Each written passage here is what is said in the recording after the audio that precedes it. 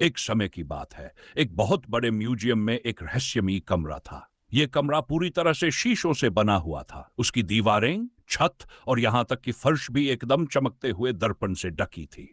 इस कमरे में रखे विशेष कैमरे से हर ओर की तस्वीरें खींची जाती थी, जिससे यह म्यूजियम का सबसे अनोखा और आकर्षक हिस्सा बन गया था।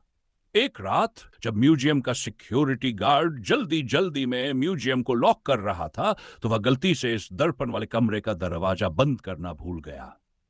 रात के अंधेरे में एक भटकता हुआ कुत्ता गलती से उस कमरे में चला गया।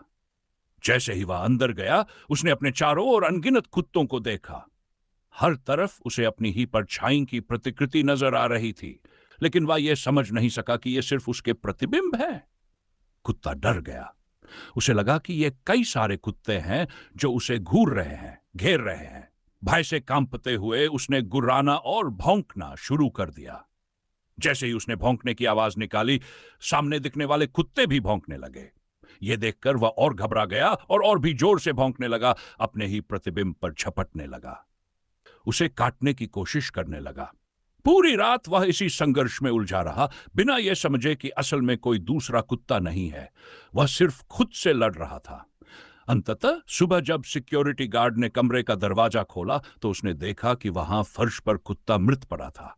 उसे किसी ने मारा नहीं था, लेकिन अपने डर, गुस्से और भ्रम की वजह से वह खुद ही अपनी जान से हाथ धो बैठा।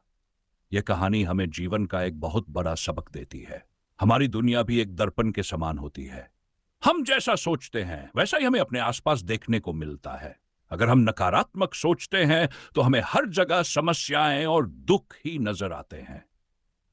अगर हम दूसरों के प्रति क्रोध और घृणा रखते हैं तो वही हमें चारों ओर से घेर लेती है। लेकिन अगर हम सकारात्मक रहते हैं, खुश रहते हैं और दूसरों के साथ प्रेम पूर्वक व्यवहार करते हैं, तो दुनिया भी हमें वैसा ही प्रेम और खुशी लौटाती है। इसलिए हमेशा सकारात्मक सोचें, खुश रहें और दूसरों के साथ प्रेम और करुणा से पेश आएं, क्योंकि दुनिया हमारी सोच का ही प्रतिबिंब होती है।